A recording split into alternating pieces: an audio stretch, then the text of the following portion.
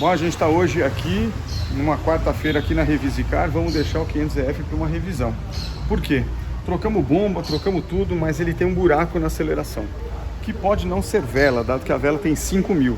Então, Paulo vai dar uma checada, vai checar lâmina de fluxo de ar, potenciômetro que está aqui, toda essa parte, porque como esse carro é injetado, pode ser algum outro problema escondido. Além de um problema básico, embora seja novo, pode ser um problema de velas. Tem 5, 6 mil quilômetros uma vela de platina lá da NGK, mas enfim, vai ter que passar um pente fino nesse carro, desde essa parte, para ver o que pode ser. E é isso que a gente está vendo aqui. Aqui não vai adiantar ficar esperando, não tem previsão aí de saída. Pode ser hoje, pode ser que demore 1, 2 dias.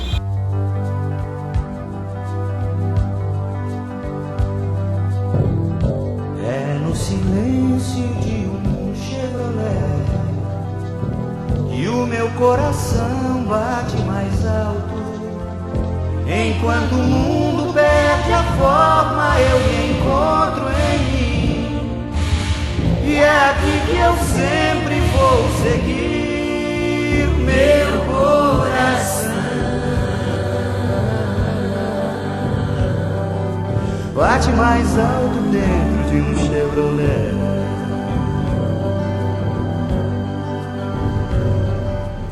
Bem-vindos ao canal Monza Experience.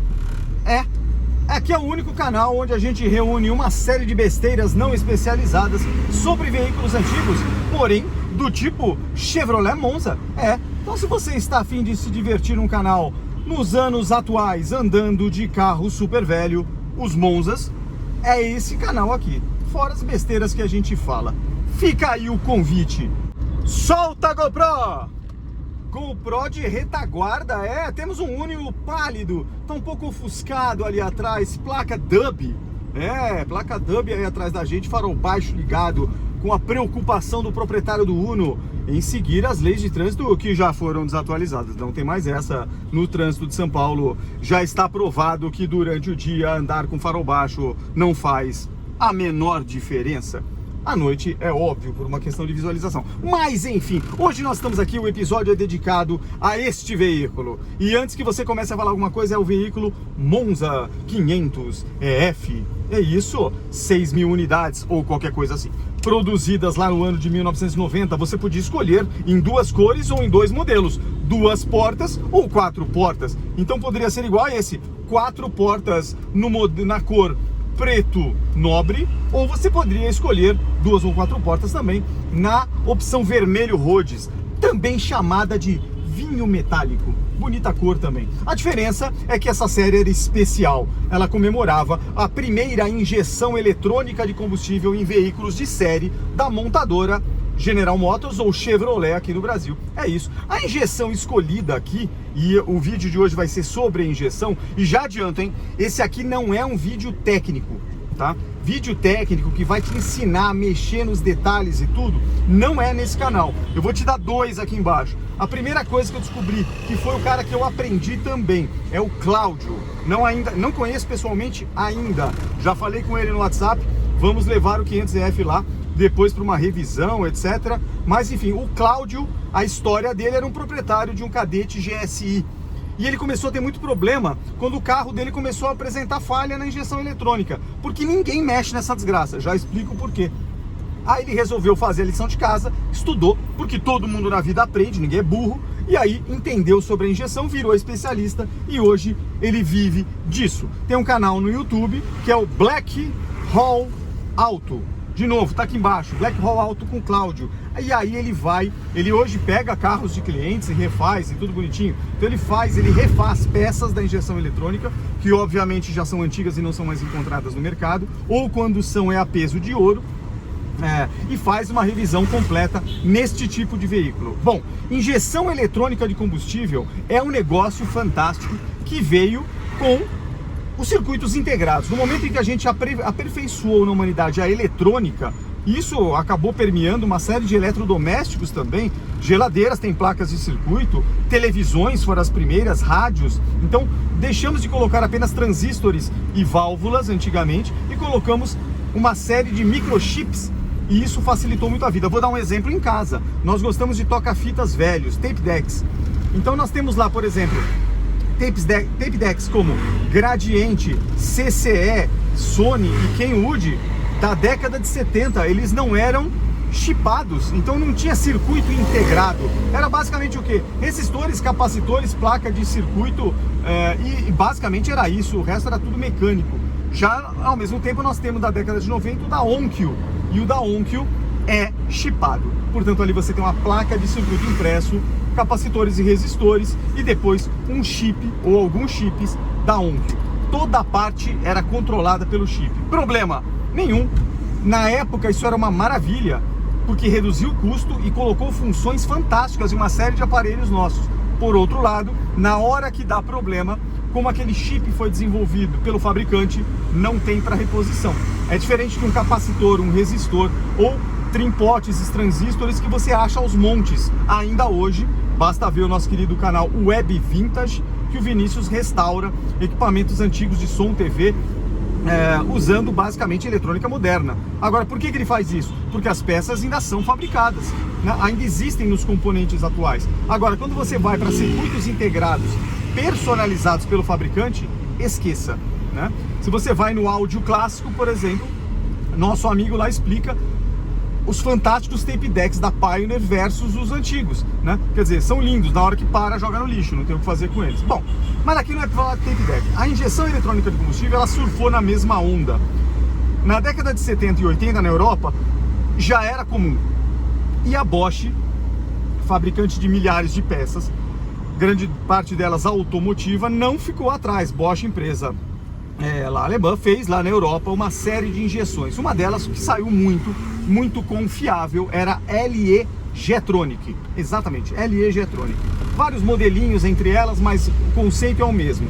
E o que a GM escolheu para esse modelo de carro aqui, para aposentar definitivamente os carburadores na linha Chevrolet, especialmente no caso do Monza, que era um carro mais moderno para a GM na época, foi justamente a LE Getronic. Por quê? Porque ela sabia do público que ela tinha no Brasil, que é um público de mecânica de Fusca da época. Hoje em dia não tem uma mecânica de Fusca, só tonela, porque esquece. Agora, naquela época, a galera estava acostumada a consertar o velho discurso ruim de que qualquer Fusca se arruma com alicate arame, que é uma grande besteira, inclusive. Mas, de qualquer forma, o brasileiro tinha isso. E muitos carros que eram acima do seu tempo, à frente do seu tempo, sofreram com a péssima reputação no Brasil, não porque eram ruins, e sim pela ignorância do próprio povo e a ignorância das oficinas mecânicas da época. Vou dar dois exemplos. Um deles, Fiat 147, motorzinho Fiasa. Fiat 147, motor refrigerado a água, carro de baixo custo, 4 cilindros, excelente mecânica, tirando o câmbio que tinha engates difíceis mesmo. Mas o resto, o conjunto, era muito bom, avançado para o seu tempo. Só que não pegou. O brasileiro estava acostumado o quê? Refrigerado a ar e Fusca. Então na hora não conseguia, não sabia da manutenção. E isso na mão do proprietário vira um inferno. Você não é mecânico, não tem onde levar seu carro, você quer vender o carro. Bom, mais pra frente, anos depois, o Marea da Fiat surfou na mesma onda. Um veículo avançado para o seu tempo, que nenhum brasileiro conseguia mexer, porque não era ignorante, não fazia curso. O Marea virou apelidado de bomba, até hoje. Você vê um Marea na bomba, você até se Você vê um Marea na rua, você até se protege achando que ele vai explodir. É a fama errada do carro. Enfim, então esse é o ponto principal. Sabendo de tudo isso, a GM, do mesmo jeito que a Volkswagen, com o Gol GTI, resolveram falar, puta, vamos colocar uma injeção.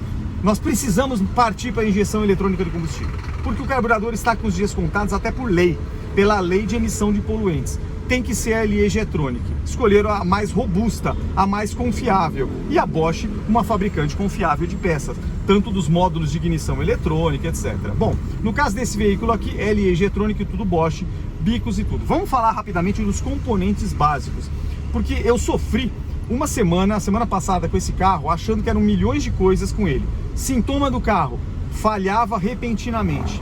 Falhar não é cilindro faltando, não era problema de ignição, não era vela, cabo de vela, distribuidor ou módulo de ignição, não.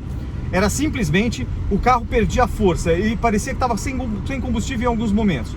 Marcha lenta irregular, não falhando, os 4 cilindros funcionando, mas ela oscilando. Uma droga, para andar no trânsito que nem agora, nesse anda-para, é uma tortura psicológica.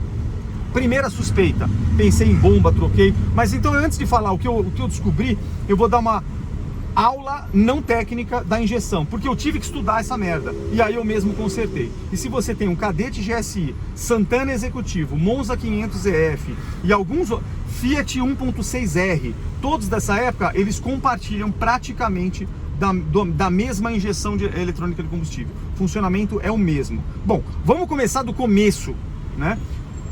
Lá atrás, eu preciso bombear. Eu não posso ter na injeção eletrônica de combustível, eu não posso ter uma bomba mecânica que só funciona na base da pulsação, como é o caso das bombinhas dos Monzas carburados. A bombinha fica acoplada lá no cabeçote do motor e um próprio excêntrico do próprio eixo do comando bate num pescador e aquilo bombeia com diafragma o combustível. A vazão é muito baixa, mas para um carburador tá de bom tamanho. Para injeção de eletrônica de combustível, que precisa de uma alta demanda, bicos injetores e tudo, ela precisa ter todo o circuito por onde está o combustível pressurizado. 2, 3, 3,5 bar, 4 bar, dependendo do carro. Bom, para isso acontecer não pode ser uma bombinha como essa. O carro tem que entrar em funcionamento porque eu dou a partida. Se eu esperar pressurizar enquanto a bombinha mecânica faz seu trabalho, não vai ligar nunca. Então, primeira coisa e mais confiável, bomba elétrica de combustível, que é comum hoje em dia. Naquela época não era. Colocamos uma bomba, a GM colocou uma bomba Bosch. E a bomba, eu vou tentar pegar, é o saco da desgraça. Isso aqui virou o saco das peças, que eu deixo agora no porta-mala. Então tá aqui, deixa eu já abrir, eu vou agora colocar para vocês. Então a primeira parte delas, que eu já comprei, troquei aqui, é a nossa querida bomba de combustível da Bosch. Bom, então tá aqui, bomba de combustível da Bosch, acha nova até hoje, custo salgado, não tem jeito. Vantagem, dura de 10 a 12 anos. Se você usar gasolina aditivada, capaz de passar disso. Essa aqui já está usada, troquei sem precisar, mas é importante. Então, bomba de combustível, terminal certo para inteligência, 7mm, 8mm para o montador não errar. Saída da vazão do combustível está aqui, entrada está nessa parte verde, que só que obviamente é uma tampa.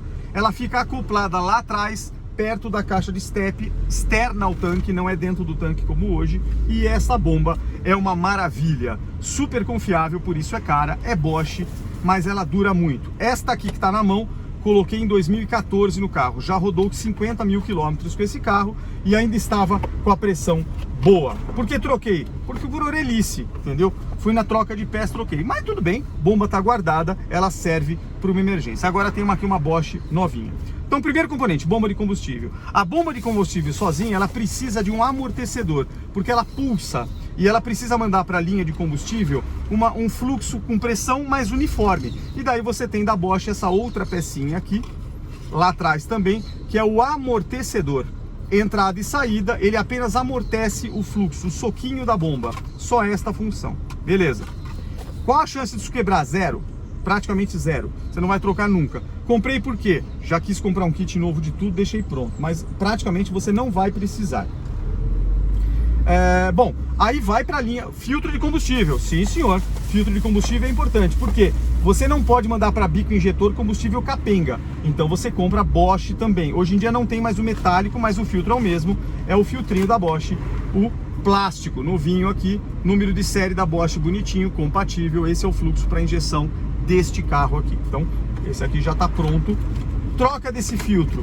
Geralmente, para essa bomba, 20 mil, por aí. Não precisa trocar a cada 10 mil, como você tem nos carros modernos. Beleza. Chegamos na linha de combustível. Isso. E a linha de combustível chegou lá na frente do carro. Aí ela pressuriza esse negócio na tal da flauta, que é um distribuidor para os bicos injetores.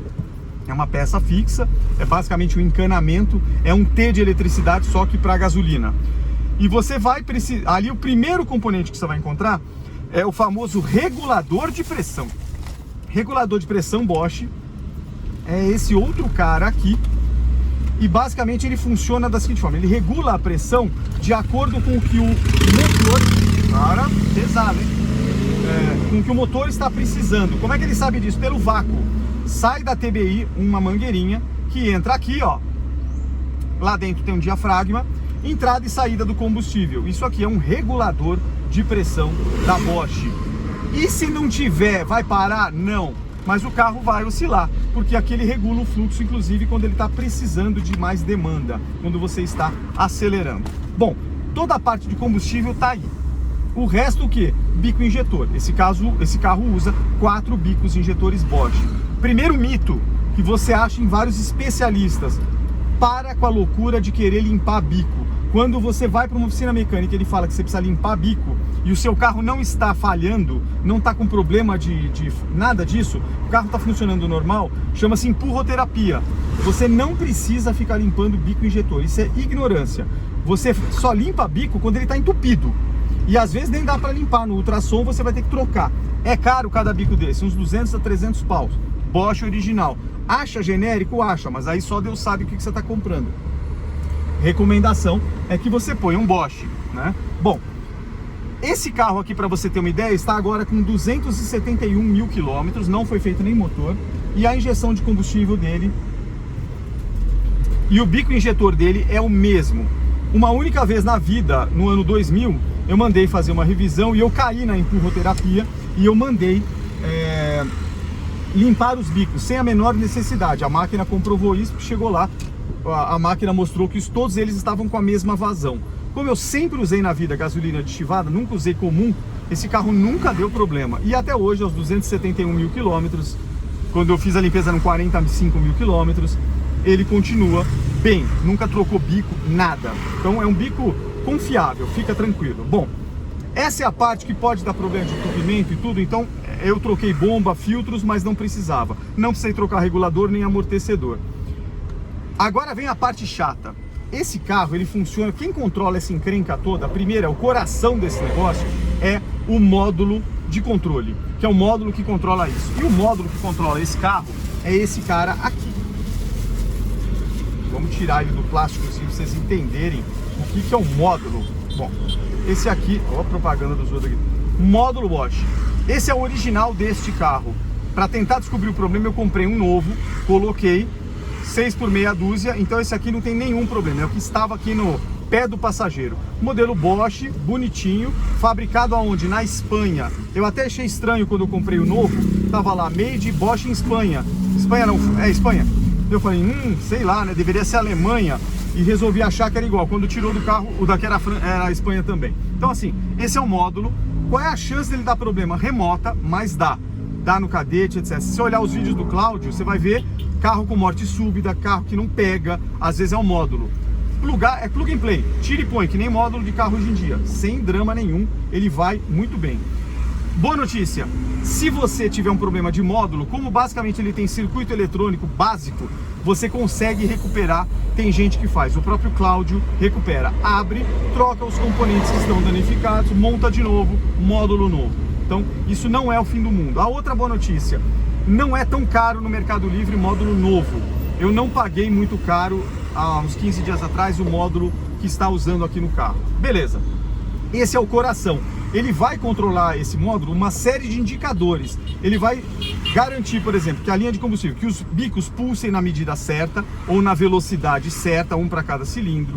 Ele vai medir o fluxo de ar do carro. Ele vai sentir, entre aspas, a temperatura do líquido de arrefecimento, e ele vai sentir também um interruptor de mapeamento de ponto, não é nem de ponto, de mapeamento de injeção, carro em repouso sem o pé no acelerador ou carro funcionando ou acelerando. Bom, esses são os componentes. Mais do que isso, e aí começa a loucura quando você tem problema, você começa a ter alguns outros componentes que eu não tenho aqui porque estão para chegar. Primeiro deles, existe lá na TBI do carro, onde tem a borboleta, você tem ali, e num vídeo do Cláudio ele explica isso muito bem, um sensor de posição. Esse sensor de posição desse carro aqui é diferente dos carros hoje em dia, onde os sensores sabem quantos por cento eu estou acelerando o carro. Esse aqui é um sensor burro, ele é on-off, ele tem 3 posições, tem 3 terminais, neutro, em repouso, em aceleração. Resumindo a parada, em repouso, você está com a TBI, a borboleta está fechada, e você quando monta essa pecinha atrás da TBI, no eixo da TBI, ela faz um cliquezinho. Solta a foto aí desse componente, é um Boschzinho, um interruptor. Você tem um cliquezinho, esse cliquezinho manda um sinal para o módulo e ele coloca um jeito diferente de controlar o carro. Por quê? Você não está precisando de combustível, você não está acelerando, o carro está na sua marcha lenta, borboleta 100% fechada. No momento que você começa a acelerar, coisa de 1 milímetro no cabo, ele já dá um clique, ele liga o outro lado. E aí ele fecha o outro circuito, indicando para o módulo, para esse carinha aqui, que você agora está acelerando. Ele muda provavelmente algum tipo de programação dentro da injeção. Isso pode dar problema? Pode, mas é raro, não tem contato com combustível, com nada e está bem protegido. Mas é uma pecinha que você não acha, mas você consegue recuperar também. Legal. Parte 2, a própria TBI, não tem jeito, e aí pode ter folga, mas é mecânico, é difícil. Você tem um macete, recomendo, assista o vídeo do Cláudio no Black Hole Auto, onde ele mostra como você regular a marcha lenta desses carros aqui, que não é onde todo mundo pensa, que é no batente, como se fosse um carburador. Nesse caso aqui, o batente serve apenas para você regular a posição da borboleta frente ao sensor que eu acabei de dizer. Então, toma cuidado com isso. Ele lá no vídeo fala bonitinho o que faz o bypass, uma série de coisas. Quem regula a marcha lenta desse modelo aqui é um parafuso do bypass. É o parafuso da marcha lenta, que é o bypass, é um desvio, é um duto de ar dentro da TBI, que ele toma ar antes da borboleta e devolve depois da borboleta. Quanto mais aberto, o ar passa livremente e ar acelera o carro. Quanto mais restrito, com o parafusinho, menos ar passa e, portanto, desacelera o carro. A aceleração desse carro aqui é controlada por esse único parafusinho. Fácil acesso, chave de fenda direta. Então, carro quente, você regula com calma e nunca mais mexe. Simples assim. Não tem parafuso de mistura. É só a regulagem do fluxo de ar do bypass. O resto, quem controla é a injeção. Bom, pessoal, estamos com uma TBI do 500EF aqui. O que a gente fez aqui, seguindo as instruções do Black Hill? Vamos lá, olha o corpo de borboleta aqui. Deixa eu mostrar para vocês acelerando aqui, ó. Vou mexer aqui do lado, ó lá. Tá, deixa eu só focalizar. Isso, ó. Borboleta. Ela encosta no batente, ó lá. E vocês estão ouvindo aqui, ó, o clique dessa peça, ó. Que é o interruptor de mapeamento. Olha lá. Desse lado aqui eu tampei para fazer um teste. Aqui nós tampamos o que? Ó, coloquei uma fita isolante aqui apenas para tampar o bypass. O bypass daqui, que é essa mangueira grande aqui que você tá vendo. E tampei do outro lado também. Deixa eu aumentar aqui, peraí. Isso. Então o que a gente fez? Inutilizou essa peça, porque eu comprei e ainda não chegou, que é justamente o sensor aqui. Então, basicamente, isso aqui, ele pega o ar quente do motor, ele trava essa válvula e, quando ela está aberta, ela permite a passagem de ar para cá. Então, ela faz um bypass pela mangueira. Nós tampamos, então não vai ter entrada falsa de ar aqui. O carro não vai ficar bom no frio, mas o que eu quero é testar ele na alta. Essa parte aqui está regulada, então limpei contatos, testei no voltímetro, ela está funcionando. O parafuso do bypass de ar, que é esse cara aqui, também retirei e limpei, estava bem sujo. Regulei o batente aqui, como ele mostrou, ó. E o interruptor da Bosch está funcionando, ó. Muito bem. Então agora é colocar a mangueira e fazer um teste. Olha lá, pessoal. Carro funcionando. Bypass desativado. Ele está frio. Eu vou tampar com o dedo um pouco de ar que está entrando aqui, ó. Ó. Olha como ele vai ficando fraco. Só que isso aqui é até esquentar. Depois disso, isso aqui é desativado. Não vai mais passar ar. E aí eu vou regular no parafusinho do bypass secundário. Olha lá. Aceleração. Ó.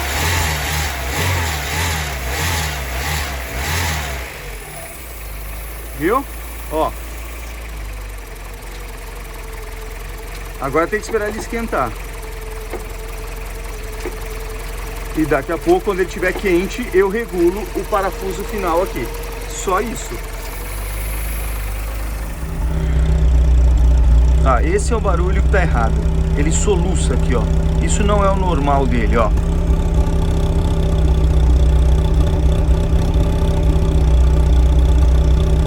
Ele é bem uniforme normalmente, ó. Tá vendo, ó?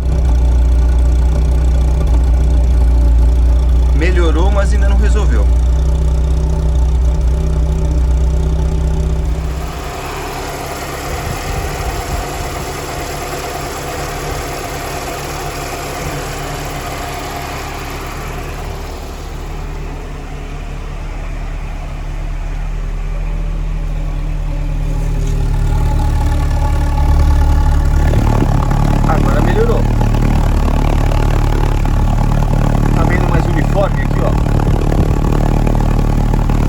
aconteceu dele? Forte, ó.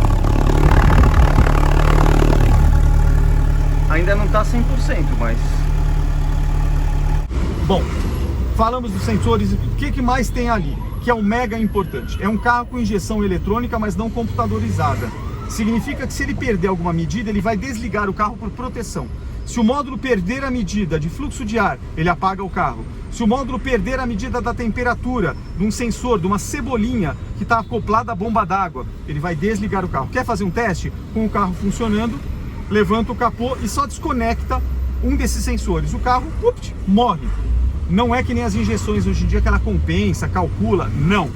Essa injeção aqui não tem informação, desliga o carro, ela corta a ignição do carro. Bom, e a parte de avanço, distribuidor, etc., é controlado como? Não é. Essa injeção aqui, LE-G-Tronic, ela não funciona controlando isso. Quem controla avanço de ponto, quem controla toda essa parte, continua sendo o velho e bom distribuidor. Velho e bom distribuidor. O distribuidor é igualzinho ao Monza carburado. Ele tem o distribuidor aranha da Bosch, módulozinho, a caixinha da Bosch de ignição eletrônica, uma cápsula de vácuo e o vácuo para o coletor. Inclusive aqui no caso vai para a TBI do carro. E a tomada de vácuo, o avanço de ponto, girando um pouquinho, o distribuidor é feito pelo próprio vácuo do motor. Igualzinho ao Monza carburado. Entendeu? Então beleza. Último componente dessa desgraça toda aqui, o sensor de fluxo de ar. Uma peça parruda, e aqui eu vou mostrar. Esta é a original do carro, Bosch, parte de baixo, entrada de ar aqui, a borboleta aqui que você pode mexer aqui, ó. Isso aqui, conforme essa peça aqui, o ar é tomado e essa borboleta abre aqui, ó. Aqui em cima, nessa caixinha preta, tem um circuito, como se fosse um toca-disco. Você tem uma agulha que lê uma trilha de carbono e manda para esse conector aqui a posição que esse cara está. De acordo com essa posição aqui, o módulo de injeção, aquele módulo que eu falei, controla também o carro, a injeção de combustível do carro. Este cara aqui raramente dá problema, mas quando dá, você tem que é o caso desse. Ele fica oscilando, a lenta fica uma porcaria, eventualmente o carro morre se tiver muito danificada a trilha. Tem jeito de preservar isso? Não, querida, é a vida. Esse aqui é o original do carro. Troquei ontem à noite, ele rodou 270 mil quilômetros, começou a dar problema. Troquei bomba, levei em mecânica, ninguém sabia arrumar. Fui estudar e descobri o que era. É esse cara aqui. Bom, esse aqui novo no Mercado Livre, acha? GM, acha. Enquanto ainda poucos tem algum estoque que conseguiram. Valor, se você achar, R$3.500. Peça nova. Vai durar quanto? 20, 30, 40 anos. Mais ou menos isso que ele vai demorar para desgastar. É o quanto demorou nesse carro aqui. Nunca tinha trocado. Preciso pagar esse valor? Não, nem vai adiantar. Você pode até comprar, se você tiver aí, compra, tal, guarda, mas assim, se você não quiser gastar tudo isso, ou pior, essas peças são únicas, por isso que elas são muito caras, elas vão acabar. É estoque antigo, não tem mais reposição. Quando todo mundo comprar essas poucas unidades que sobraram, fim de assunto. Como eu vou andar com o meu carro? Eu vou ter que tirar essa injeção, colocar uma Fueltech, vou descaracterizar o carro? Não precisa. Você vai na AMK, onde eu fui ontem, você fala com o senhor Adonias, vou pôr aqui embaixo também. Ele faz isso há mais de 20 anos, é um dos poucos no Brasil, o Cláudio também faz. Então já tem duas opções só aqui em São Paulo. A AMK com o seu Adonias, ele faz a base de troca. Você, ou não, você conserta a sua, você vai levar esse, eu vou fazer isso com esse módulo. Leva este sensor lá, em 1 hora ele abre, tira a plaquinha da Bosch, põe a nova que ele mesmo fez com carbono que ele pegou e está pronto. Garantia 6 meses, custo R$700. É melhor que R$3.500. Vai dar problema? Dificilmente. Se der problema, você vai sentir na hora. Enfim, é uma opção. Outra opção, em torno de R$1.000 e poucos, compra dele um módulo remanufaturado. Foi o que eu acabei fazendo, que está usando aqui nesse carro que nós estamos andando. Perfeito funcionamento. Coloquei ontem na garagem. Vou soltar o vídeo que eu mandei para o seu Adonias, inclusive. Solta aí. Olha aí, seu Adonias. Troquei a peça, cara. Olha a minha aqui. Essa é a minha originalzinha que o senhor vai refazer.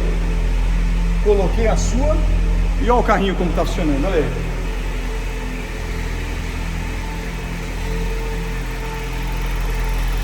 Olha aí.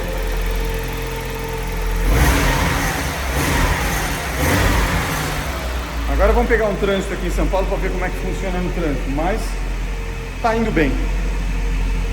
Viu aí? GoPro ligou? Ligou. Então, seu Adonias, mandei esse vídeo. Basicamente uma chave 13mm, uma chave 10mm e uma chave de fenda. É tudo que eu precisei fazer. Separei o corpo plástico do filtro, coloquei e adaptei no outro módulo, 5 parafusos de fixação, desconectei o sensor, a braçadeira do mangote, coloca tudo de novo, monta o filtro de ar, tá pronto. Tempo, para quem não sabe, não é mecânico, 25 minutos no máximo, é isso que eu gastei. Plug and play, plugou o sensor, deu na partida, o carro é outro. Simples assim. Por quê? A leitura do módulo está acontecendo agora do jeito que é para ser. Então é isso que aconteceu. Então você tem estas opções. Tem gente que ainda recupera essas trilhas. Sugestão, se você tem um carro desse e vai ficar muito tempo, como você não sabe se essas pessoas vão continuar tendo paciência de fazer isso, minha recomendação é: compra um ou dois e deixa guardado. Depois aprende você a fazer. Pelo que eu vi do seu Adonias, não desmerecendo o serviço, não é nada do outro mundo. Precisa de conhecimento. Mas conhecimento, como todo ser humano é inteligente, a gente adquire. Então é isso aí. E isso é injeção eletrônica de combustível. Então, terminando aqui, qual é o risco que esses carros têm? Cara, não, desculpa, olha o louco, falta uma peça, tá para chegar, comprei também novinha. Essa eu achei bem mais barata que um sensor de fluxo de ar, mas é o regulador de marcha lenta. Olha que engenharia legal. Regulador de marcha lenta desse carro, ele fica acoplado no cabeçote, no mesmo lugar, usando a mesma furação do bloco do cabeçote que a bomba de combustível mecânica. É isso, põe a foto aí. Esse regulador, o Cláudio dá uma aula, ele recupera esse módulo, ele abre e troca a palheta dentro. Ele tem uma função inteligentíssima e simples. Uma resistência elétrica, ele ligado no terminal de 12 volts, não tem leitura da central. E basicamente no carro, na fase fria, esse carro aqui você dá na partida, não precisa pôr o pé no acelerador. Ele entra em pleno funcionamento e acelerado. Conforme o carro vai esquentando, ele diminui e fica na rotação normal. Eu sempre achei que quem controlava isso era o módulo. Afinal, uma injeção eletrônica? Não. Quem controla isso é uma peça mecânica que dilata que nem uma válvula termostática. É esse sensor. Ligou o carro, resistência elétrica aquece, aquilo está solidário ao motor justamente para também aquecer. No momento que aquilo aquece, dentro daquele sensorzinho tem uma plaquinha que encolhe ou expande e aí uma mola vence e ele fecha um fluxo de ar. Resultado, é um bypass. Você tem uma mangueirinha que meio faz um atalho entre antes da borboleta e depois da borboleta da TBI. E basicamente o que permite o ar passar por essa mangueirinha que é meio calibrosa, uns 10 milímetros de espessura, é justamente esse sensor. Carro frio. O que acontece? Lingueta aberta, o ar passa. Portanto, quanto mais ar, mais acelera o carro. Carro vai esquentando, lingueta vai fechando. Tem uma hora que fecha completamente, não precisa mais disso. Marcha lenta regulada pela TBI e não usa mais. Simples assim. É difícil, muito difícil achar essa peça da Bosch. A boa notícia, o Cláudio, por exemplo, recupera. Ele abre, troca a palheta, faz uma de alumínio eterna, troca eventualmente a molinha porque quebrou e troca a resistência. É uma resistência que ele, inclusive no vídeo dele, fala que você consegue medir. Você coloca um multímetro na escala de resistência e vai dar X ohms. É mais ou menos quanto de resistência ela oferece para poder aquecer aquela peça e, portanto, ela fazer o movimento que precisa. Se ela mesmo assim queimar a resistência, o próprio bloco do motor quente vai acelerar e vai fazer aquela lingueta, que é o que deve estar acontecendo nesse carro. Esse carro aqui ele não está mais com o mesmo vigor na marcha lenta. Quando liga o carro frio, logo depois ele vai. O que está acontecendo? A resistência que pifou. Como é que eu sei disso? Pus o multímetro lá, tem 12 volts chegando no terminal. Se tem 12 volts ele não está aquecendo, a resistência que já foi para melhor. Dá para levar no Cláudio e ele recupera? Sim, senhor. Então, sem problema nenhum. Carro vai parar de funcionar por causa disso? Não. É basicamente um sensor de marcha fria ou de marcha lenta no frio. Isso é tudo que você tem nessa injeção eletrônica. Qual é o grande problema? Ninguém sabe disso. Por dois motivos. Primeiro motivo, quando saíram esses carros, eles eram caros e raros. Pouca gente comprou. 500F, 6 mil unidades. Total dos Monzas, 900 mil unidades. Daí você entendeu que pouca gente comprou esse carro. Santana Executivo, não sei também o quanto eles lançaram, mas Santana saiu pra cacete. Executivo você quase não acha. Cadete de porrada, mas e o GSI? Pouco. Resultado, Na época, ninguém mexia porque os mecânicos tinham ignorância por só mexerem em carburador. Raramente você via alguém mexer nisso. Gol GTI é um outro exemplo, ninguém mexendo, desgraçado. Gol GTS, fácil, carburador. Parte ruim, depois isso foi melhorando, a galera foi adquirindo conhecimento, mas logo depois de 1 ano ou 2, essa injeção saiu de linha. A GM já colocou, por exemplo, injeção melhor, mais moderna, que é dos Monzas Tubarão e etc. A Volkswagen, a mesma coisa. Conclusão, vai querido, a conclusão dessa história. Depois que isso aconteceu, essa injeção ficou abandonada no tempo. Ela virou lá uma injeção de 1 ou 2 anos de fabricação. Os mecânicos que surgiram depois disso não têm a menor noção de como isso funciona. Conclusão da história: se você for no mecânico que só entende de carburador, ele não faz ideia do que está acontecendo aqui. Se você for no mecânico que entende de injeção moderna, ele não faz noção e vai tentar achar onde é que ele pluga o scanner nesse carro. Conclusão da história: aprende a você mesmo a fazer, porque cada vez menos você vai achar carro como esse na rua e cada vez menos gente que mexa com esse tipo de injeção. E para não cair nas loucuras de trocar peça alucinadamente, minha recomendação é: pega um desses caras, assista ao vídeo, você consegue até PDF em circuito dessas injeções, bobeou, você mesmo com um pouco de paciência vai recuperar módulo na tua casa. Não precisa viver disso se você não quiser, mas pelo menos o seu carro está garantido. Agora, eu não sei recuperar uma série de coisas ainda, mas eu já sei como funciona. E melhor, eu já sei o sintoma de quando alguma dessas peças dá problema. Então agora, quando for injeção, eu já não vou mais levar em mecânica. Eu vou eu mesmo arrumar. Ou já sei onde eu mando arrumar. Se for outra coisa, aí a vida segue, é um carro como outro qualquer. Enfim, gente, espero que tenha ajudado. Esse vídeo, já disse, não é técnico, porque eu não sou técnico, mas eu sou proprietário de um desses aqui que é, embora super confiável, estamos aqui em 2023, o veículo é 1990 e essas peças foram trocadas pela primeira vez agora, mas uma hora a conta chega. Só que essa conta vai chegar de novo daqui a 30 anos. Não sei nem se o planeta vai existir nessa época. Enfim. Fui!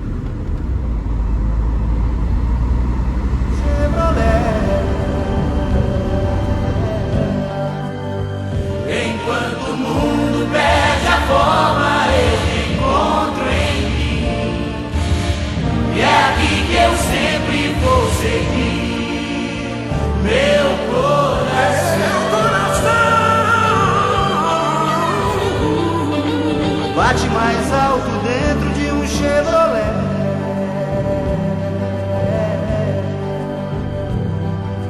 Bate mais alto dentro de um Chevrolet.